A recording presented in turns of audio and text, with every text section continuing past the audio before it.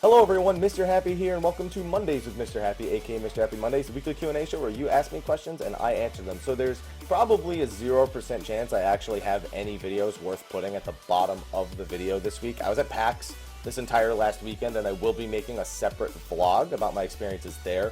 Probably because I really want to have some more specifics, like I want to do a video about Dauntless. I did finally get to play it. Battle Chasers Night War was another one that was really great that I got to play there. Final Fantasy 15's DLC episode Gladio, I got to play longer than the 15 minutes some of you may have seen on the internet at this point, so I have some extended thoughts on episode Gladio's combat and just some other things. I'll leave it for the actual video itself. Now, because I'm actually recording this live on a Monday as well, I'm going to do it like I did that one week where I just have the questions on the screen, I just speed through them, you guys see me scrolling to the next one, and we just keep it all one video, because I need to make sure that the process for getting this out is a lot faster. Next week, we'll return to doing it the normal way, where I record it on Sunday, ask the Twitch questions on Monday. So, without further ado, I've got a bunch of other videos to record on some of the recent Q&As and interviews and things like that that have happened over this last week, so I'm just going to turn on the questions on the screen, and we will get started. Oh, music is playing. God damn it. I could have left the music in, actually. Good call, though. I didn't even think about it. The music was just so second nature to me. Actually, the music would have been fine. Now I gotta fucking start over, but whatever. I actually should have just left it. I should have read that in the Twitch and just left it, because I have permission to use Monster Cat music in the YouTube video. So I should have just fucking left it. Well, it's too late now. Now I just gotta start over. It was just second nature because I know I don't have any music running for it. Alright, we just gotta start over then. Is no biggie. Alright, let's just do that again. Real quick. Alright, no, we're not doing that because I have to upload it all as one chunk. I'm not editing at all. I'm literally uploading as one chunk. So, I'm not doing it that way. I'm just doing it from start to finish, and that's the way it's going to happen.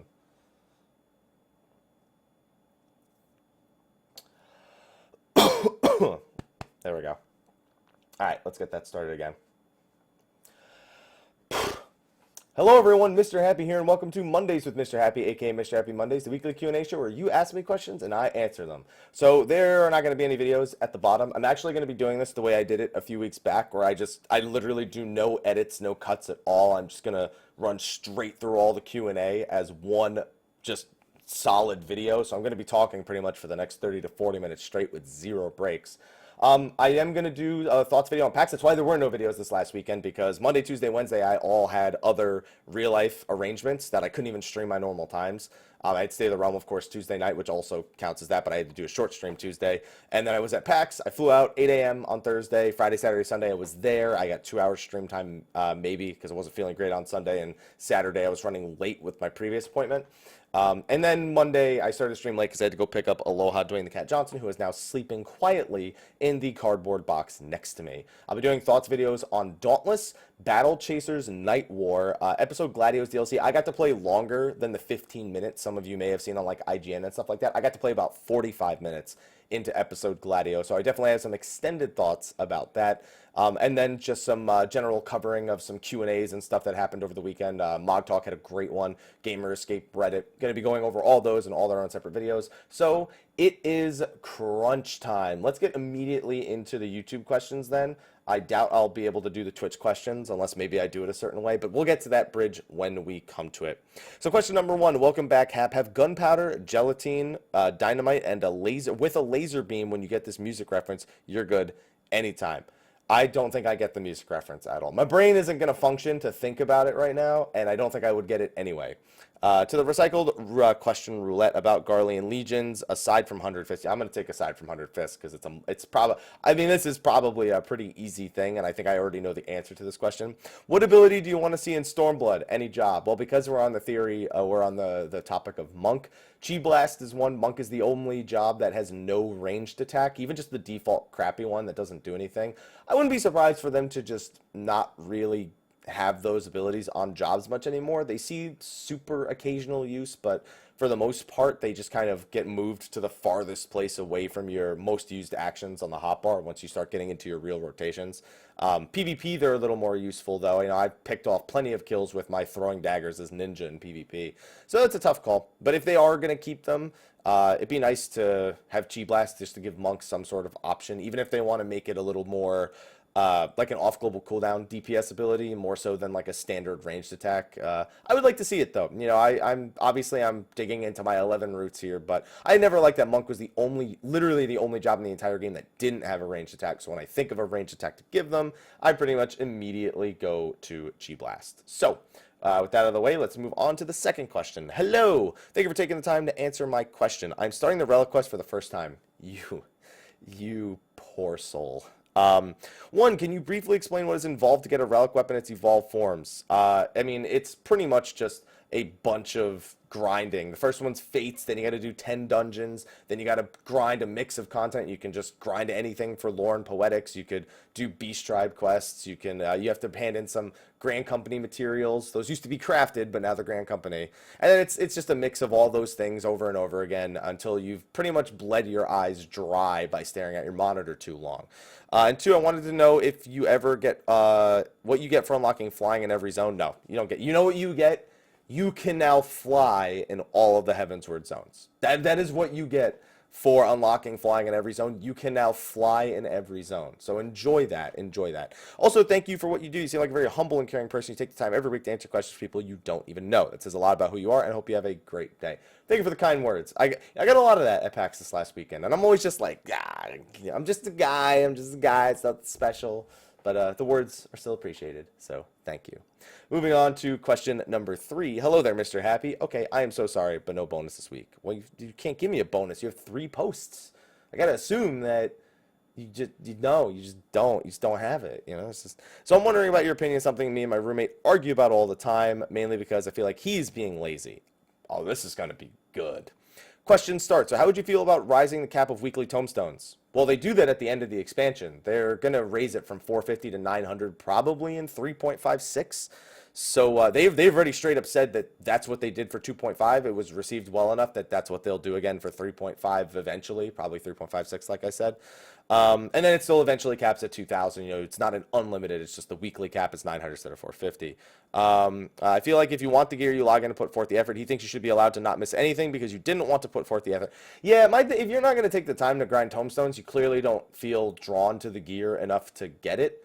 I mean, yeah, I get that some people want like, you know, a weekly logout. Maybe like just have your daily stuff cap up to a certain point. Like maybe you can only get 150 tomestones a day, but it stacks up to 7 days. Obviously, referring to World of Warcraft when they had their daily dungeon rewards that stacked up to 7. I don't know if they still do it that way. It's been too long.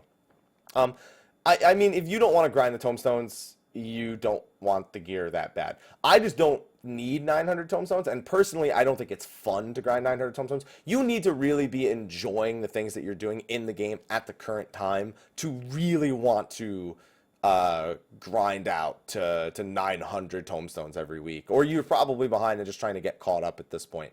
But you also have to remember that it doesn't really matter. Like, it would never be a permanent increase to 900. I wouldn't want that because that's no, just I don't want it. That's it. That's it. I don't want to do it. I don't want to do it. Yeah, no, I don't think that that they'll ever do it that way. I don't think they should. I think you're gonna force your players to burn out super hard, and they're gonna get the gear faster and probably stop playing faster and get through the raids faster just because of all that. And I don't think you want that. The whole reason for tomestones is to create an artificial gap that prevents you from becoming all powerful too quickly. Your friend's attitude is wrong in terms of putting forth the effort, but at the same time, I don't think it's right to up the cap to 900. I would never ever want that. So hopefully that was adequate. Hey, Mr. Happy, 4th question, by the way. No bonus, but I have a bag of animal crackers. I've got a bag of cookies that a friend cooked, see? Giant bag of cookies. I've got some beef jerky, which looks like weed when you just don't look at it quickly enough. It doesn't look like weed at all, actually. Look at that. It doesn't really. Like, you can see the chunks and the spices and shit. Good to go. I have a few points to make here, but I'll try and be brief. I think it took a lot of balls for Square Enix to announce that they are basically buffing Warrior by giving them Rampart Shadow Skin. So first of all, that's not just a flat buff, because you don't know what else they're doing to Warrior. You're just applying that to Warrior currently at level 60 and assuming that they're buffing Warrior. You don't know any of the changes. You're just taking a change out of context and just placing it on top of what's currently there, when what's currently there is getting changed. You know what I mean? So I don't think that takes any balls at all. It just that people look at that and they think, well, if they don't change anything else about Warrior, that's just a straight up buff. And which is true, but that's just not how it works, because that's not how it's being released. And then they say they're going to do something about Warrior off tank.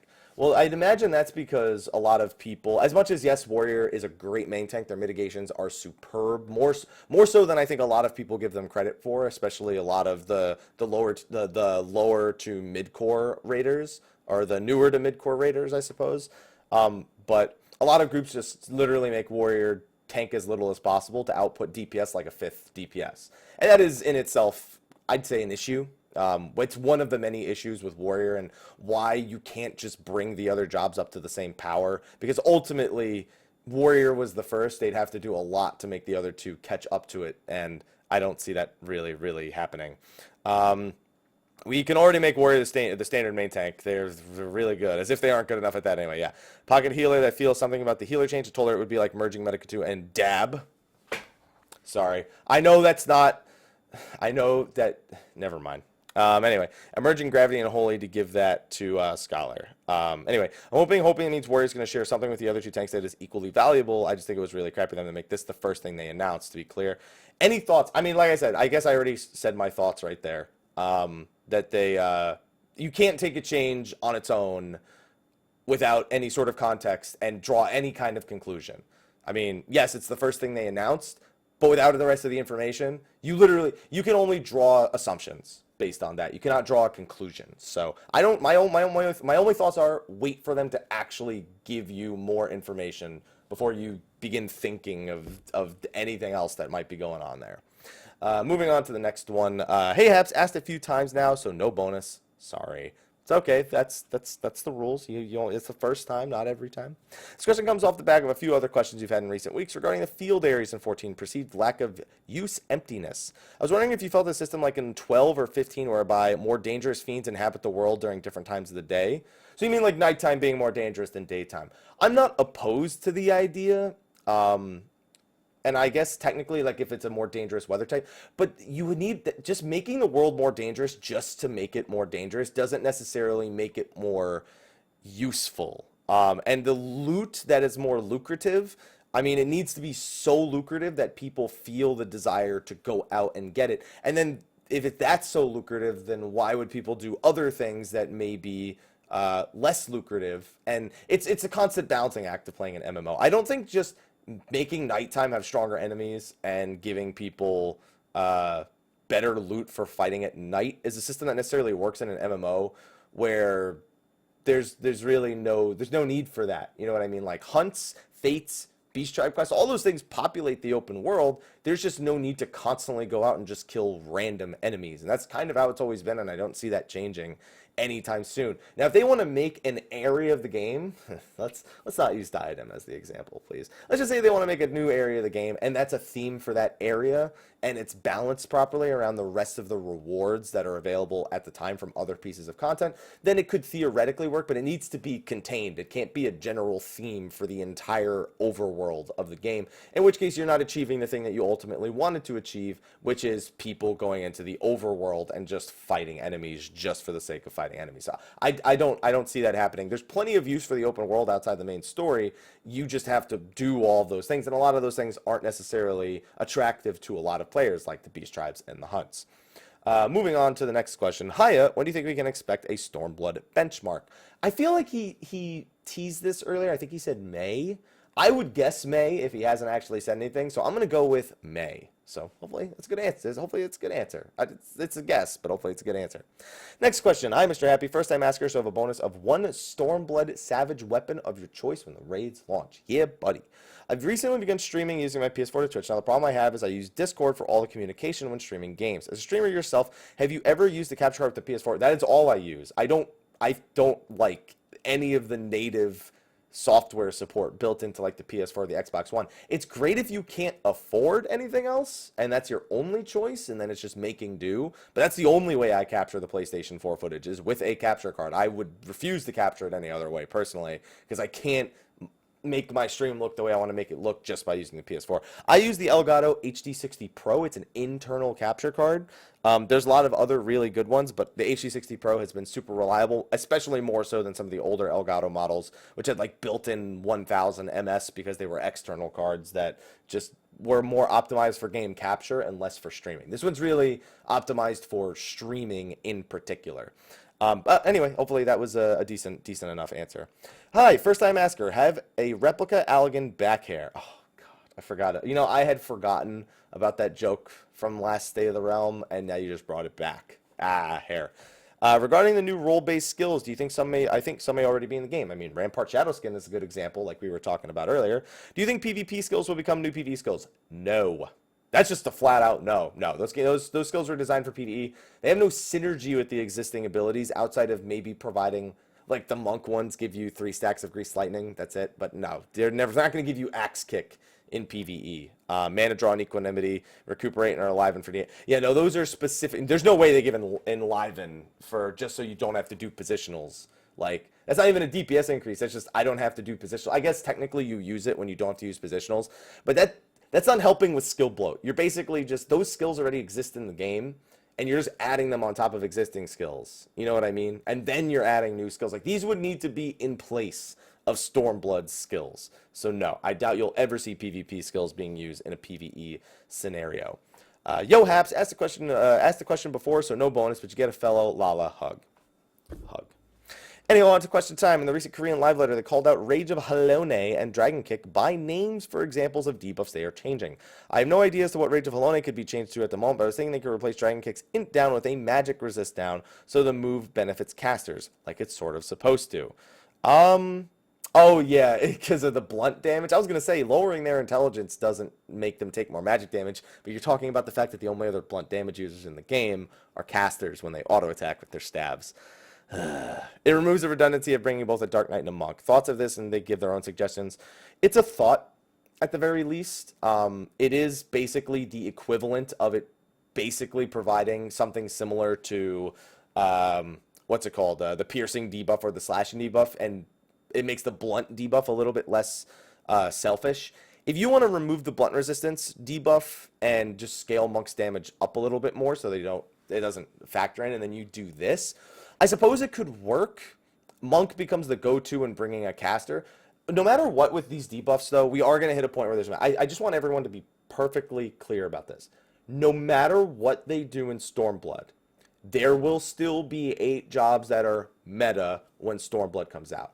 Eventually, it doesn't matter how much synergy is there. It doesn't matter how fine it is to beat the jobs or to beat the fights with whatever jobs you want. I've seen paladins beat turn 13. I did it with 2 monks in my group. It doesn't matter, like you can always beat the content with anything, but what the community calls meta is always going to be min-max. It's always going to be calculated, and there's always going to be jobs that become the butt end of a joke. It's just gonna happen, and it's going to change with time all the time. It's going to depend on the content. It's going to depend on recent balance changes, and it's always going to shift. It's just gonna happen. So your job may be flavor of the month at some point, and then it may be the worst job in the game at some point. So is this a decent idea? I think so. I don't see anything particularly wrong with it before obviously going into exactly what it has to do with balance changes. Because then here's what ends up happening. Does it stack with foes? Is it the equivalent of the foes debuff that Bard gives? Because then if it's a permanent foes, then it's stronger than Bard. But if it's weaker than foes and it can stack with foes, then all of a sudden you've got Monk Bard in the meta with 2 casters as the main thing, and that becomes meta potentially, So these are always conversations that are going to happen. It's never going to go away, and there's always going to be memes like hashtag delete Monk. I don't believe in it because I want to play Monk for the expansion, so make me more useful. Next question. Hello, Mr. Happy. Hope you're having a great day. I'm tired, but you know what? I got some Hap coffee, some fresh Hap coffee. Buy it right here in my hand. So, I'm going to take a sip, and everything's going to be okay. Next question. I've been a long time viewer on your YouTube channel. I considered asking questions several times, but my introvert self always took over and decided not to. So cheers. Also have a bonus of a tasty dessert of your choice. Remember, cookies. And now my question. What minigame would you like to see added to the Gold Saucer? I'd like to see Chronobind from 13.2 added. Don't judge me. I don't want anything as large scale as Blitzball again. Something that I feel like is going to take a lot of time. Honestly, as I'm not a huge fan of it, but in terms of like the complexity of the games and how involved they are, I'm fine with something like Sphere Break from 10-2 because that it's a pretty simple game to implement. I mean, it'd probably be the same scale as Triple Triad. So and then actually probably not even as much as that.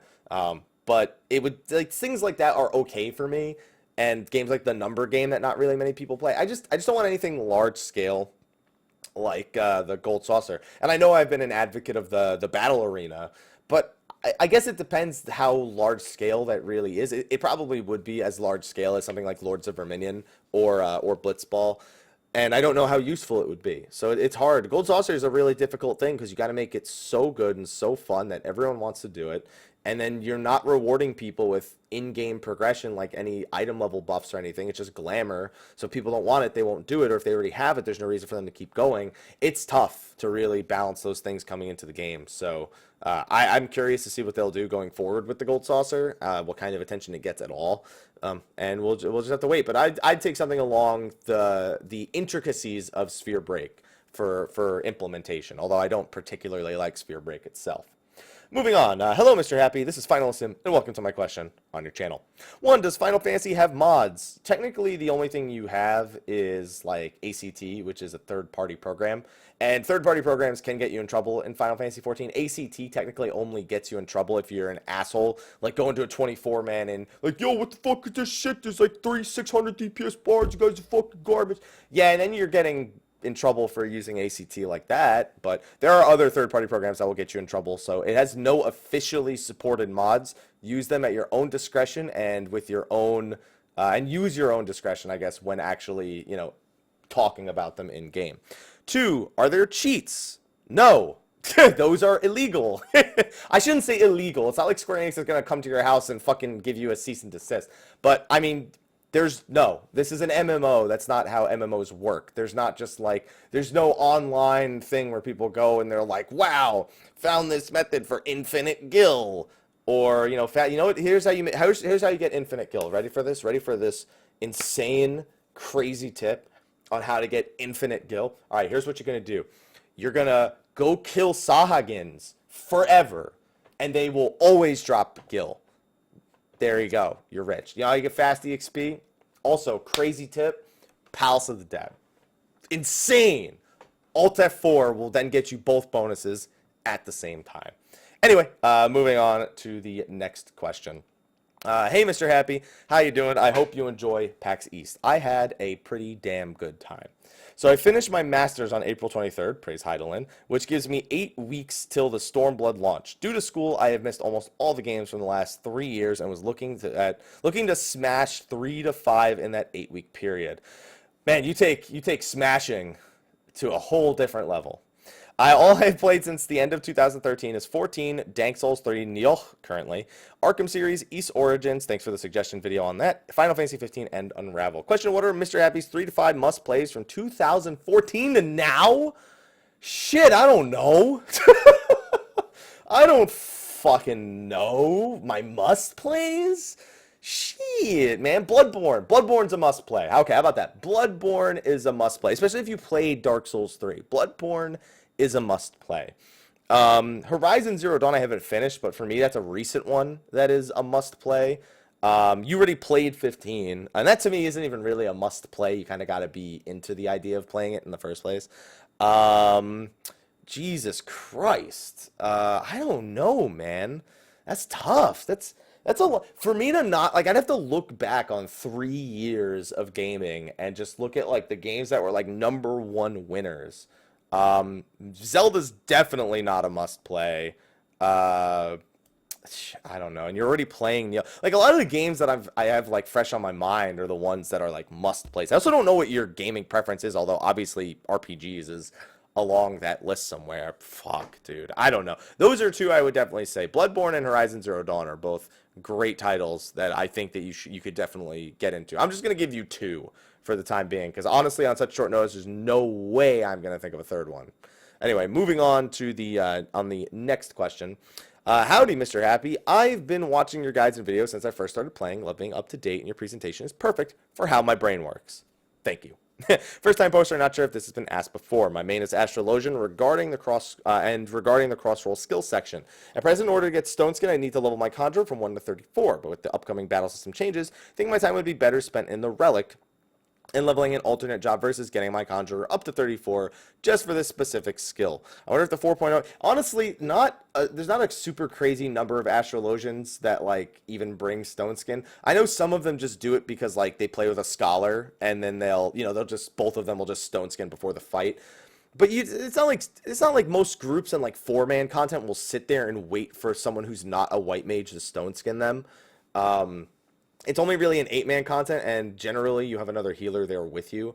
You look kind of silly not having it. Like, if somebody does ask for it, you end up in a pretty awkward scenario where you're like, in Stormblood, I won't need to do it. And they're like, okay, but now you can do it.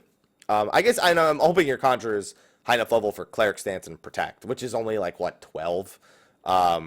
You need those. Do not do those. You want Protect and Cleric Stance. And Arrow, technically, but you'll get all those like super early on. Get those at least.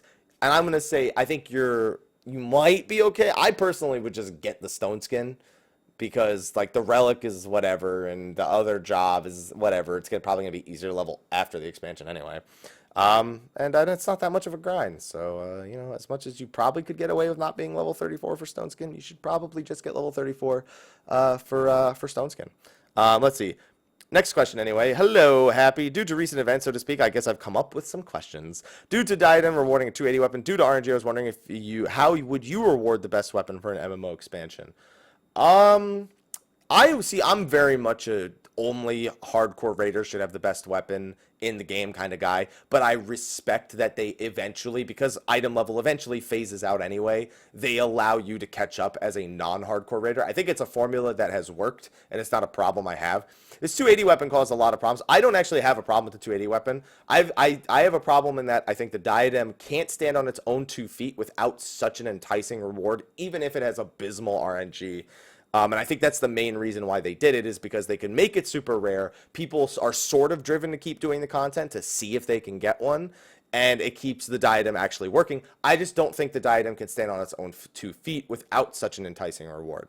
And 2, I don't like that as an I-280 weapon that basically has I-290 stats. It's insane how much weapon damage a 5 item level bump gives in regards to the weapons that it has. I think the whole reason you have item level in a game is so people can calculate the power of their weapon. This I-280 weapon having that degree of power before it even rolls the off stats, to me, isn't right. That bothers me more than there being an I-280 weapon as a whole. So I would always reward it from the raid, personally, but that's how they decided to do it. Will Diadem have lasting legs in its reboot? Probably. People want materia, people want some 265 gear. People have fun trying to get the 280 weapons. So, I mean, it'll have some legs, but it's 3 months till the expansion. There's other games coming out. There's other games that have already come out that people are playing instead, like Zelda and Horizon Zero Dawn. So I don't think it has a lot of legs, personally. 3, will Party Finder eye level requirements raise based on Diadem rewards? Being 242, 245, I have a hard time getting into bird farms for Nidhogg. I'm lucky if I've gotten 46 kills with seeing Nidhogg learning party to be 260 to get in one time. Fear I can't keep up, so I'll work on my 13 hyperconductive. You are insane. Will Party Finder eye level requirements raise based on Diadem rewards? No, because item level doesn't determine player skill. Players just try to ask for the highest item level they feasibly think that people will actually join their party with. So they can try to mitigate players' lower performance tier on average in the Party Finder with higher item level. By the way, doesn't work most of the time. People just wipe and then they complain, and 3 wipes, you're gone. So no, I don't think it will lead to that at all. I don't think it'll lead to that at all. So we're going over to page 2. Moving on here. Here we go. Next question. Hey, Happy, pizza bonus. Shit, I haven't eaten today. Well, that sucks for me. This is simple yet perhaps hard question. I recently started Ninja, just reached 60. However, I'm feeling I might not be performing well. Is there a way to tell if I'm playing the class right? Well, the biggest thing would be to at least test yourself. If you don't want to download like ACT or you're playing on PS4, go test yourself on the Stone Sky Sea dummies. They're not great, but if you can't beat those, at least around a decent item level, like for example, if you're item level 210 and you can't beat the Gordius Savage dummy, that could be a problem. If you're 260 and you can't beat the Creator Savage dummies as a ninja, that's a problem. And then you can at least work to try and improve yourself there and your play there. But you just reached 60, so your item level's probably not that great.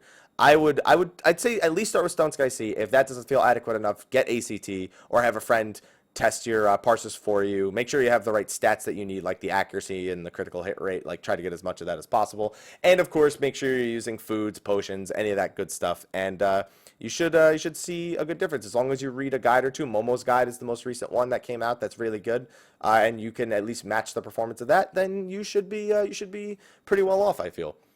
Moving on to the next question. Hey, Haps, hope your day's going well. Well, I didn't eat, as we just discussed on the last question, so hungry. So does the Raid Finder, like, work?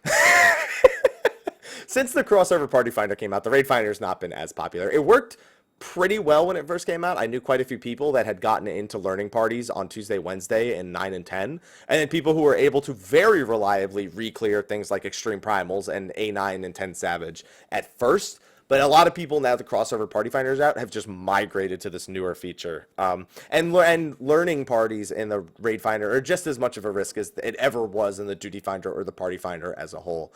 But in theory, it should work. I don't know what the queues are like. I've heard nobody talking about the Raid Finder since the crossover Party Finder came out. So I think that might be the bigger concern, is making sure there's enough people in the Raid Finder versus just using the cross-server Party Finder. And that's that's the best I could do. I mean, you could try it, see if it works for you. It may not, and you may just end up in the cross-server Party Finder. That's just how it's going to end up being.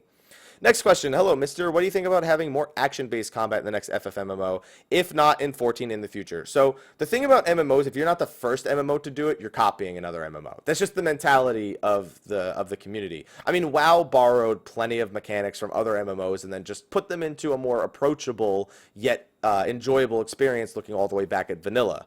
And then they've continued to expand upon that and create new gameplay aspects as they've gone throughout the years.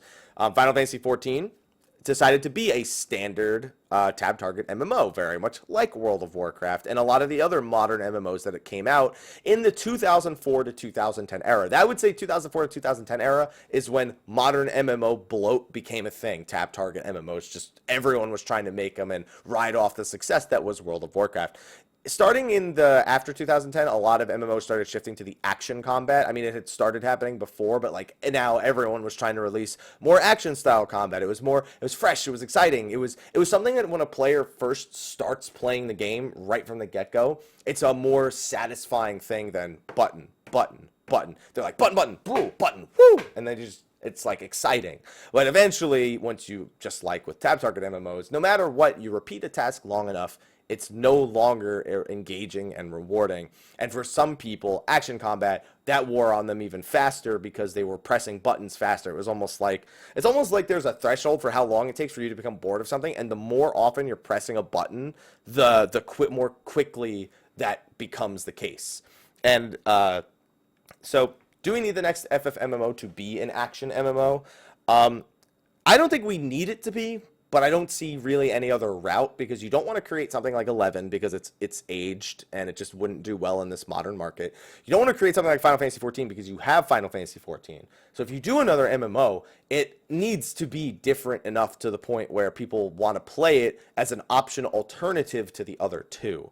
A lot of Final Fantasy fans would just jump ship right to the next one, and then if they like it or don't, then they come back or whatever. That's what happened with 11 and 14 with 1.0. But it's not so much that I want it to be an action MMO. There's not, unless they're going to make like a brand new genre of MMO and be like the first to innovate on it, that is probably the next most logical action for them to take, but probably not for another 5 to 6 years, at which case the action MMO hype, honestly, it's already kind of died down. It would be even more died down by then, and we may be onto some different kind of MMO in its entirety. Maybe something that's like an isometric MMO, which does exist nowadays as well, but those are still very action-y, so it's kind of falls into the same. I mean, Diablo, action RPG, isometric view, you know where I'm going with this. Next question. Hey, Haps, hope your day is going well. It is indeed. First time asked here, so I grant thee a bonus of however many minions it takes to just have one more than Magic Man. So last we checked, I think that was 198 I would need. A lot of my friends are doing a ton more crafting gathering to get more gil in time for 4.0. I haven't really taken too much interest in crafting gathering. Dude, I hear you on that one, dude. I'm not super interested in it. So I was wondering if there are any ways to actually make gil so you don't have to remain the half mil hobo forever. So you're saying, I don't understand. Are you saying you want to make gil from not crafting gathering because you just want to have more gil for 4.0 like them without actually doing that? I mean, I would at least level a gatherer and do your maps. If you can get groups to do Aquapolis with your friends, sometimes you get lucky and you make a pretty decent chunk out of that. You can even just sell the maps every day to put some money in your pocket. Things like challenge logs, selling materia from Beast Tribe Daily, selling materia from Wondrous Tales or other weekly events. You could farm deep buy tiers over in Corthus Western Highlands. I know some people do that. They just literally farm deep buy tiers, and that's all they do. So there are ways. Just it's going to be a slow process for you if you're unwilling to do any sort of content that revolves around crafting or gathering. Even something like desynthesis, which doesn't even take a whole lot of personal investment into crafting. That's why I do it. That's also another great avenue that you may want to look into. It's how I made a ton of my gil. And I'm at 117 mil, by the way. All right, on to the next question. Hello, Mr. Happy. Hope was a blast for you. I'm assuming you meant Hope PAX East was a blast for you. And it was. First time, so enjoy a free anime weapon of your choosing. Dude, I love anime weapons. I love anime weapons, mango weapons, all kinds of weapons. This is on the subject of button compression. After playing Warrior, I noticed that the addition of Fellcleave and Decimate, the bar's getting a bit out of control. Yeah, so what I already see what you're suggesting is combining them. That's already been suggested. There are macros that basically allow you to, when in Defiance, make it Inner Beast and Steel Cyclone, and then when you're in Deliverance, it switches it to Fellcleave and Decimate. Everyone's expecting that to happen. You're not alone on that, so hopefully that is, that's my answer. Everyone wants it, as far as I know. I want it too, so yeah, you're not crazy for thinking that. Everyone's on your side on that one, I feel. Next one. Hello, Mr. Happy. Not new, no bonus, but thank you for your time. All the same, thank you for your question. I've been slowly getting in after playing Monk for the majority of the expansion. I was wondering if I'm lacking skill speed. No. No. I see what you're saying, though. So you're worried that maybe you don't have enough skill speed to get the Aeolian Edge out for your duality combo.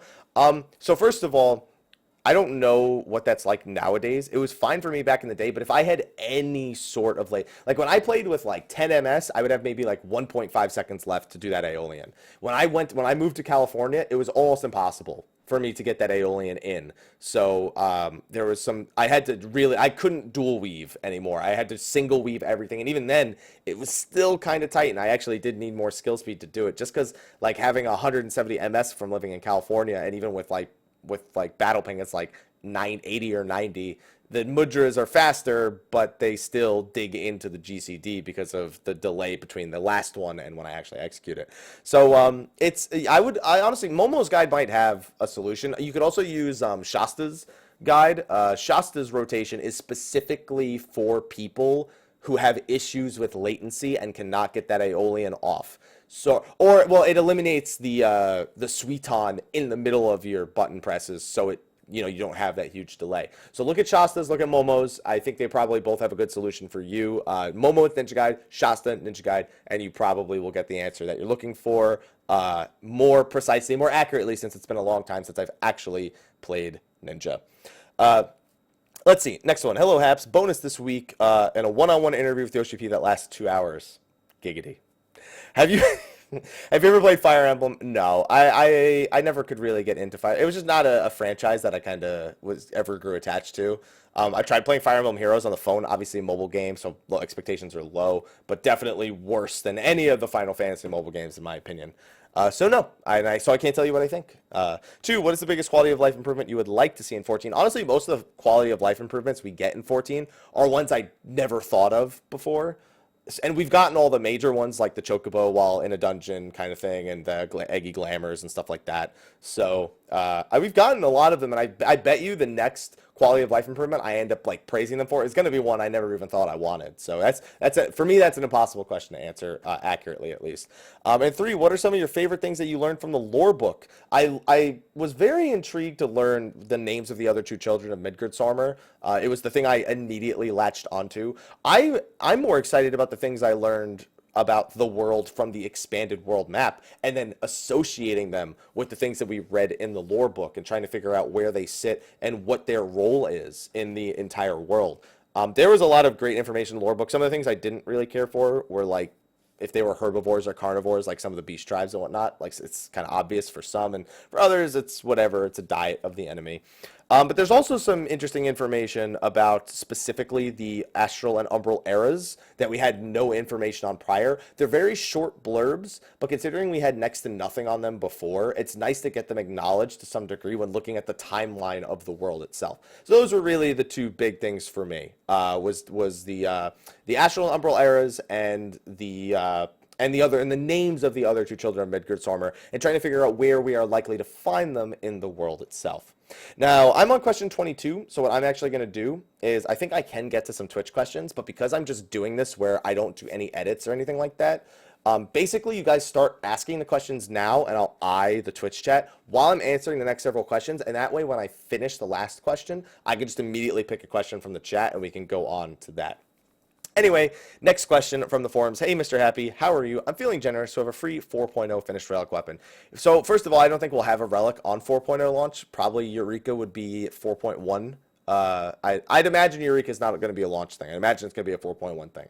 I wouldn't mind being wrong, but that's at least where I'm thinking it'll be. But anyway, all the same, thank you. I know your thoughts about the I-280 weapon. My thoughts are pretty much the same. With YoshiP's Q&A yesterday, talking about the PAX East Q&A, it seems that the community is in a panic about something bigger. It seems with his Q&A answer about the relics. Oh, yeah. I heard that he said the relic is still the strongest weapon. Probably meant in terms of reliability, since there's no RNG on how your relic weapon turns out. Is that he doesn't know stat weights in a game that he has been responsible for creating. I think he may have worded his answer wrong or it got translated wrong. You know, that's very likely. A lot of times these answers get paraphrased, but I think there are other people who have been translating his responses and saying it is very much along the lines of how it was presented. And I mean, yeah, I think I feel like there's more elaboration he meant to do there, and he'll probably end up commenting on it again at some point. I do agree with his sentiment. Y'all need to calm down. But it was definitely not a great thing to hear him say the relic is still the strongest, when mathematically speaking, that's not going to be the case about 85% of the time, minus the tank and healer stuff, considering accuracy and strictly getting parry on something like the Dark Knight sword. You know, that's just how it's going to work. Let's see. And as always, thanks for your comment and your time. Answer questions. Keep up the great work. I'm just here to make games. I'm just here to make games. Yo, Haps, hope you enjoyed your weekend. I'm not a first-timer, but you have a 280 weapon of choice with the best stats possible. Parry. Oh, that Dark Knight sword on Reddit.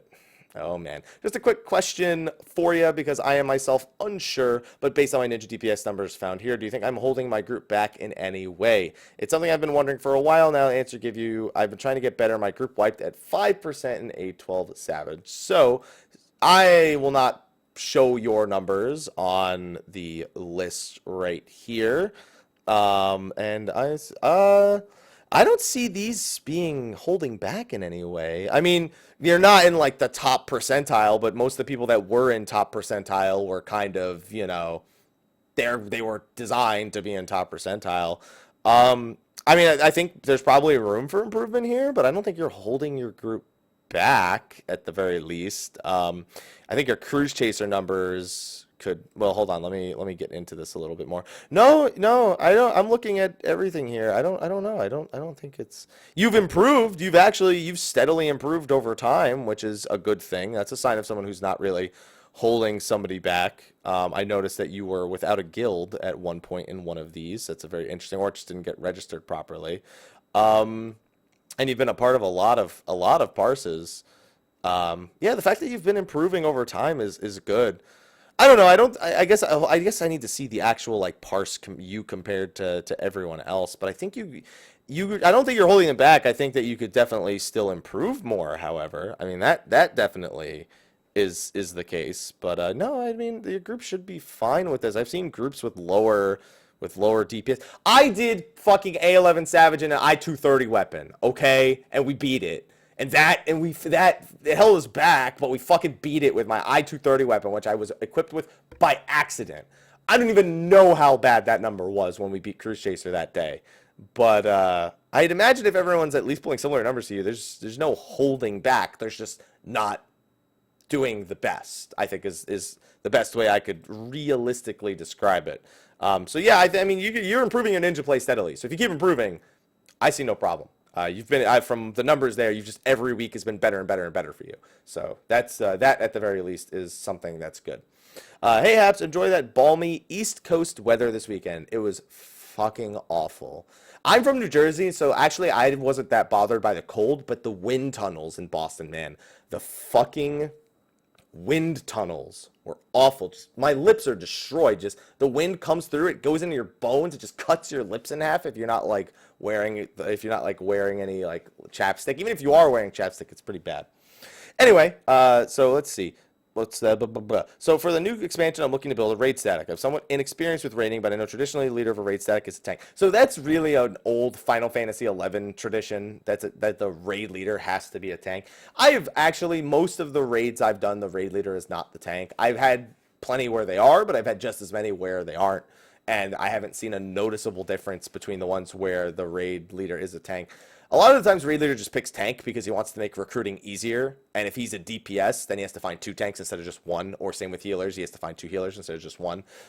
That's more often why I see the raid leader go tank. So no, you don't have to be a tank to lead. Just keep in mind as a DPS that if a tank tells you that something needs to be a certain way, you're probably going to end up having to listen to him because he's the one who's being attacked. So like, oh, if I can bring the boss over here, then this, and this happen. Well, you as the DPS are probably not going to get much of a say in that, even though you're the technical raid leader. He's probably, very often the people who are tanks are very good at strategizing, or they are the people to strategize where the boss actually goes. So that may be a compromise, but it depends. Maybe that's not the case, and it doesn't end up that way. But just make sure the tanks you do get are vocal and communicate and are willing to work on any sort of positional errors or tank cooldown rotations and things like that. Because those do play a super important thing in the statics I had that did have tanks as leaders. That was the most regular form of discussion that we had, and it was generally very, very much for the better of the group. Now, this is the last question again. I see some people have been asking questions in the chat, and yes, I have been eyeing them. So as soon as I'm done with this answer here, I'm going to go to some of the ones that we see over in the chat. God, Grindy, can I just skip this one? Hi guys, Grindy here with another Monday's Mr. Happy and Mr. Happy Monday question. Doing some theory crafting here for Monk about possible 4.x changes, so please look forward to it. Hi. So theory crafting, I don't know if that's the right word here. Yeah, I guess it kind of is. So chakra stuff kind of feels bad man to use. You really only blow it on forbidden chakra and then wait for a jump to blow it on forbidden chakra, so my focus will be on this feature. But then paring down skills and changing buffs, if grease lightning becomes permanent, I'd like to see a chakra stack, which by the way, there's nothing to confirm it is. People are just kind of going down that route now because of the permanent Enochian comment that was made by Yoshida back at the Korean live letter. No one's saying it will be permanent though. I like to see chakra stacks generated by using core roll stance so we can use forbidden chakra purification in a more thoughtful manner. Purification isn't removed with a cross roll invigorate. Does it seem like a good? I mean, well, we still have invigorate. It's not like we'd be gaining invigorate like we never had it before. You know what I mean? Unless you're saying it would go up to 500 TP when it's cross roll, which is possible. Seemed like a good idea or just broken. 2, would this even matter if purification were to stay in the game if everyone just keeps using forbidden chakra because of the extra damage? I'm kind of mixed because I actually really like the way Monk plays now. I like that, when the boss isn't there, you basically have to execute X amount of actions in however many seconds you have. If the boss is only jumping for long enough to switch into co-roll stance, that's probably going to be the only thing you do. If it's a lot of really short jumps back to back and you can get like 2 or 3 forbidden chakra stacks in each one of them and still keep grease lightning stacks, then you do that. If it's a super long one where there's no targets and you're going to lose co-roll, then you pretty much are focused on getting those 5 stacks immediately and then getting into co-roll stance. I like that there's basically gameplay when there's nothing to hit for Monk. And I don't need an excuse to use Forbidden Chakra more because it's fulfilling its design, its intended design. And I feel like it does that well. If I could do these changes, if Grease Lightning was permanent, then yeah, I don't see a reason to keep that because then Coral Stance doesn't really, then you're just going through the stances and Coral Stance is not really a finisher stance like it was before if it doesn't generate anything.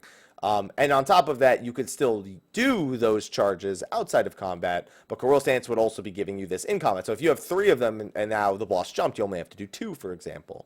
And then you could still start on Coral. So you could literally do it as soon as the boss comes down and then start with another stack and then get to your Forbidden Chakra again. So I mean, there's lots of ways this could go. Considering Fist of Fire is already there and is the quote permanent buff, I don't think Grease Lightning will be a permanent buff, so it's hard for me to even really get behind any sort of change or adjustment to that.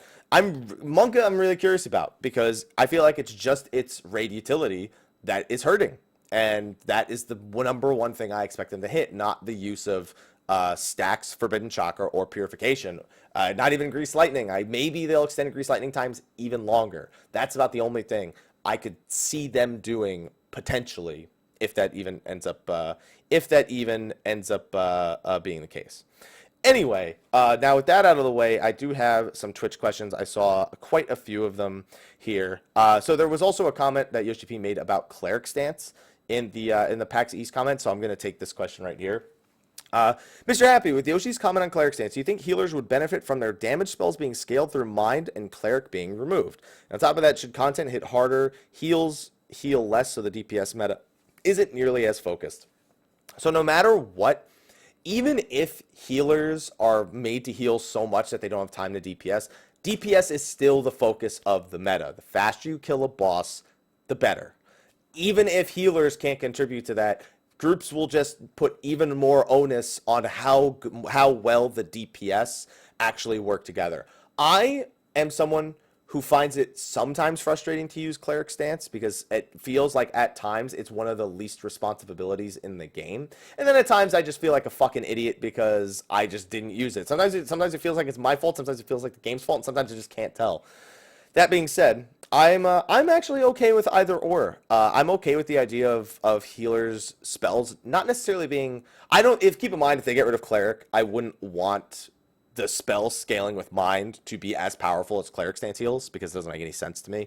But it would make it more frontline. And then some people don't want DPS at all, so. I'm indifferent. I actually like the way healers play now. I'd be okay if we didn't have Cleric Stance. They didn't hit as hard, but I could DPS without the dancing. And I'd be okay with constant healing. You know, I actually really enjoyed the healer playstyle regardless, and I've liked how flexible it is in 14 that I can actually go and do some DPS when I'm playing properly enough. So I'm kind of just indifferent. I don't feel like they need to do it any one specific way. But whatever way it turns out, I'll probably enjoy it, to be honest. You know, I'm very super open-minded when it comes to the way that healers play in MMOs. That's just the way that I am. Let's see if there was another one here. Let's see. That one's about combining ninja abilities. I don't know that I see when it comes to combining abilities, I'm not very good at thinking of the ways they could do things because I always think of those like super niche scenarios where people come up with ideas for like, oh, they could do this, they could do that, and it's like, yeah, they could do whatever the fuck they want, but I have no idea what they can do because so many of these abilities I've used at one point or another, like throwing daggers and stuff like that. So I don't know. It's really tough. It's really tough. And unfortunately, I didn't see many other questions asked in the chat. I mean, those two are the two main ones. And then here's a good question. Unfortunately, it's also from Grindy. Where do you think they're moving the servers in May? I seriously hope it's somewhere central, even if it isn't Chicago, because God tier 20 ping. So Chicago's actually a likely location for them to move the servers. It is a little more central. And I would at least see somewhat of an improvement. I think Texas is also a very likely place for them to move the servers in May. For those of you who didn't know, at the Q&A, they did reveal that they are moving and upgrading the servers, but they didn't tell us when, they didn't tell us where. They said we'd get more information about it in May, and it would be before Stormblood itself actually launches. So those are my actually two go-to locations that I think the servers could be located in. So that answers that question. Unfortunately, again, I don't see very many other questions. I see a lot of people commenting on some of the answers that I've had. Yeah, like IBM has a data center in Texas. Maybe that's why I'm thinking about it. Maybe it's because IBM actually has one. Either way, Northeast, your time of having sub 15 ping is going to be over, I think. Probably. And my time of having 170 ping without any sort of ping zapping service will be over. I hope.